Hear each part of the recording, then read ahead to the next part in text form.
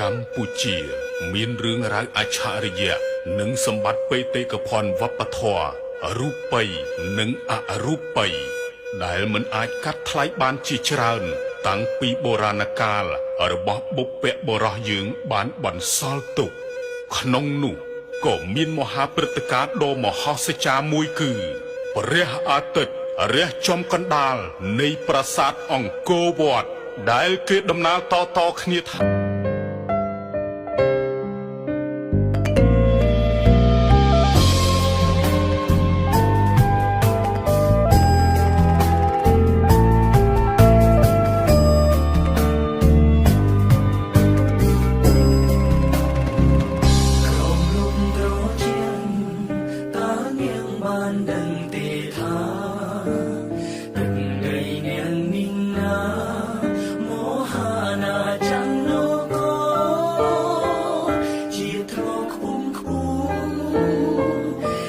ឈ្មោះគ្នាខ្ទ